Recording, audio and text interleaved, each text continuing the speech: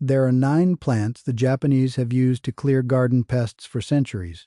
Several of them you cannot legally sell across international borders. One of them is banned outright in parts of Europe and North America, and most American gardeners have never heard of a single one. No synthetic sprays, no lab-formulated chemical you cannot pronounce. Just plants, old ones, powerful ones, and in some jurisdictions, ones that require a permit to move across a state line. What are they? Why do they work? Which ones can you actually put in your garden this weekend without a conversation with a customs agent? Stay with me.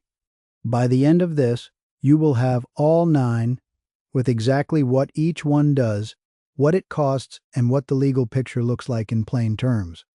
Now, a word before we go further. The Japanese government has not banned these plants the way you ban a weapon. What they have done, and what the EU, Australia, and parts of the United States have done, is regulate them. Control their transport, their commercial sale, their cultivation in certain densities. That is a meaningful distinction, because the reason governments regulate a plant is almost always the same reason farmers have grown it for 400 years. It works, and the things that work are always the ones someone eventually tries to control. My father understood this. He grew up in rural Nagano, on a hillside above a river valley where every family kept a kitchen garden and a few rows of vegetables.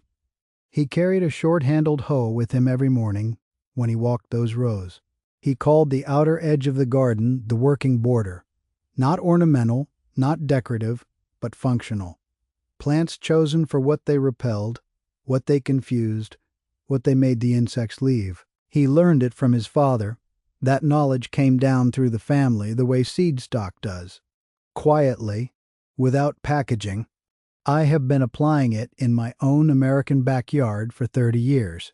First in a small plot behind the house we rented when we arrived, then in the raised beds I built myself from cedar the winter after Yuki and I were married. My grandfather in Nagano kept a border garden until he was 81. He kept records, handwritten in a cloth-covered notebook, of which border plants held through drought years and which ones failed. That notebook passed to my father. What follows is not theory. Now the first plant, and it will surprise you, Wormwood, Artemisia absinthium, is one of the most effective aphid and slug deterrents you can grow. The active compound is thujon, a natural neurotoxin to soft-bodied insects, and it is present in every leaf, stem, and root the plant produces. Wormwood is restricted in several countries not because of what it does in the garden, but because of what it does in a bottle. It is the plant behind absinthe, and that single association is the reason governments regulate its commercial sale and cross-border transport, not anything it does in the soil. In the garden, planted as a border crop, it asks nothing of you. About 4 to 6 plants spaced along a 15-foot row. Cost at a native plant nursery, roughly $12 total. Results within 1 growing season, $12. 1 growing season, that is the wormwood you want. Every week on this channel, 1 honest fix for your home and your yard, 30 years of methods, tested by hand, nothing sold to you. If that is useful to you, subscribe, and the next one will find you. Next, Tansy, Tanacetum vulgare, and there is a real irony in this one, but in a fenced kitchen garden, away from grazing animals, it is a reliable repellent for ants, Colorado beetles, and what we call the Japanese beetle, which arrived in North America in 1916 on a shipment of iris bulbs from Japan and has been a problem in American gardens ever since. My wife Yuki pointed that out the first year I planted it. She was standing beside the bed, holding her ceramic cup of tea, watching me work. I have learned not to argue with her observations. Tansy costs about $8 for a starter plant. It spreads on its own after the first season, and ant activity around the bed noticeably drops within the first month of establishing. Now plants 3 and 4, and their logic runs together, so I will give you both at once. Ruta graveolens is restricted for commercial sale in several countries because of its effect on human tissue in concentrated form. Here is what that means in the garden. The sap can cause severe skin burns and blistering if it gets on bare skin, and that skin is then exposed to sunlight. Always wear gloves and long sleeves when handling or pruning it, and wash any exposed skin thoroughly before going into the sun. In the kitchen garden, planted and left alone, it is simply a bitter-smelling herb that insects avoid and cats dislike. Plant it near brassicas and your cabbage moth problem drops noticeably within 2 to 3 weeks. Cost, roughly $6 as a seedling. Pennyroyal, Mentha pulegium, contains pulegon, a compound toxic to fleas, ants, and gnats. It is also toxic to humans and pets if ingested in quantity, so keep it out of reach of children and away from anywhere food herbs are picked by hand. Planted in containers near garden entrances, it keeps crawling insects from establishing. Do not let dogs graze on it, and do not mistake it for an edible mint. It is not one.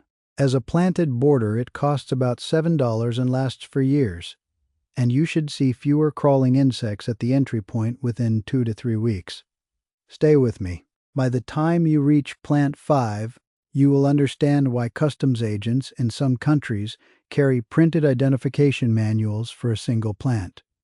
Japanese knotweed, Reinutria japonica, is listed among the world's 100 most destructive invasive species by the International Union for Conservation of Nature, which is the global body that tracks ecological damage across member countries. It is banned in the United Kingdom, restricted across the European Union, and flagged at the border in several North American states.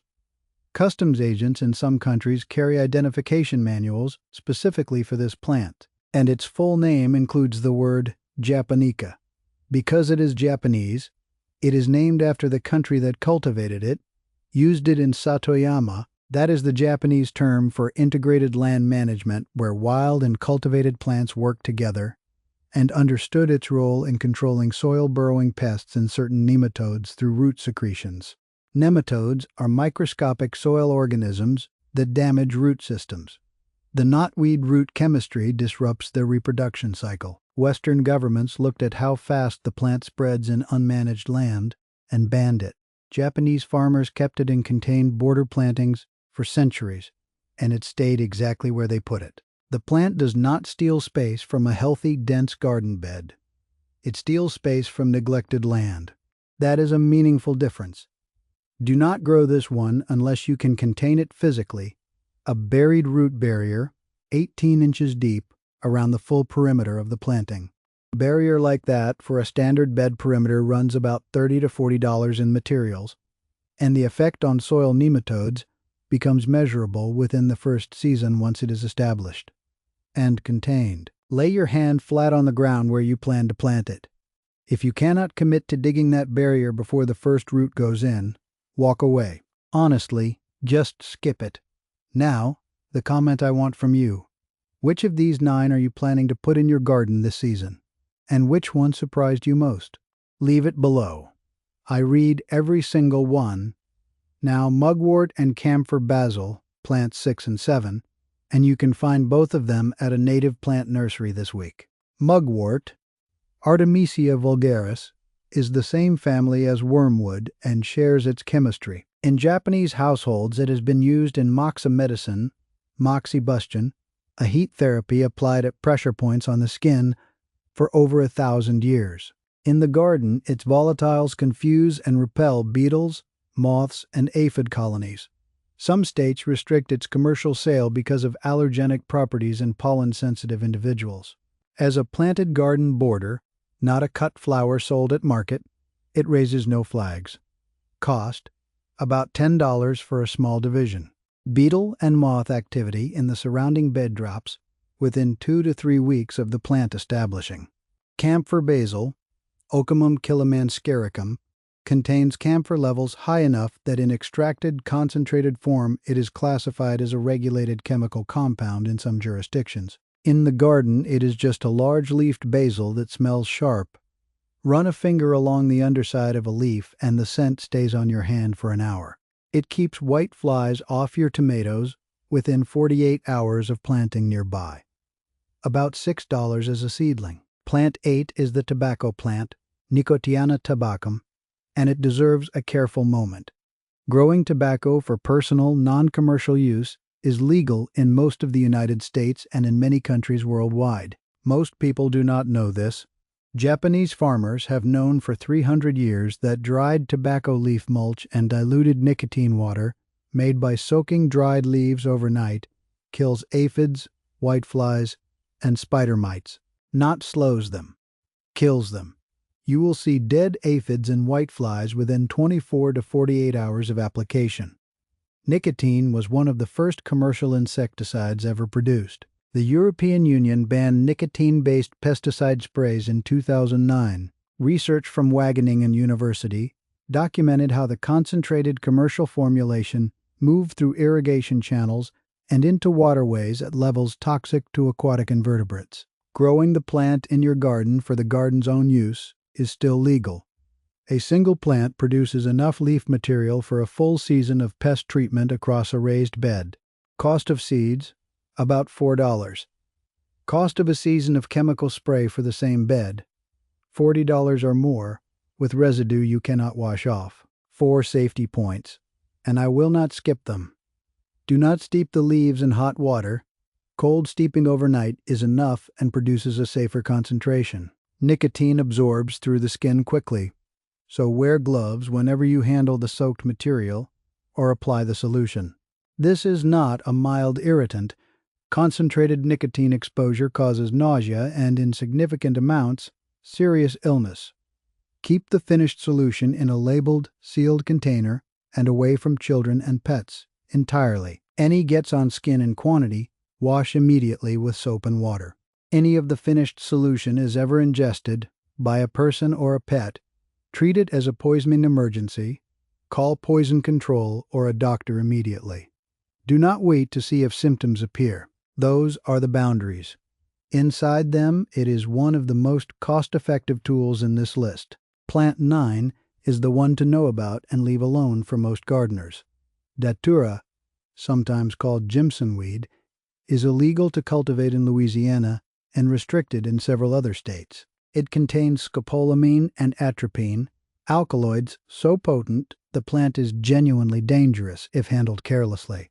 In traditional Japanese folk practice, dried Datura was hung at the outer perimeter of a garden, not planted inside it, to repel deer and large foraging animals through scent alone. It was never ingested. It was never processed. It was simply present at the edge. That use is documented in regional farming records from Nagano and Gifu prefectures. For most American gardeners, I would say this plainly. The legal complexity and the genuine safety risk together make it not worth the effort. 8 plants will do the job without the liability. There is one honest limit across all 9 of these. None of them will stop a severe established infestation overnight the way a synthetic spray can. They work by prevention and deterrence, built up over a season, not by wiping out a problem that is already out of control. If you have an infestation right now, these plants are what you establish for next year, not an emergency fix for this week.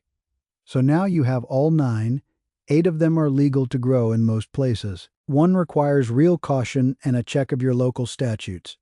All 9 have been used in Japanese gardens longer than chemical pesticides have existed. The pests did not change. The solutions did not change. The industry arrived later and charged you for something older than your grandfather's rose.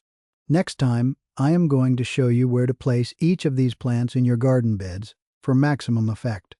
Which ones go at the border, which ones go between rows, and which ones need to be kept in containers.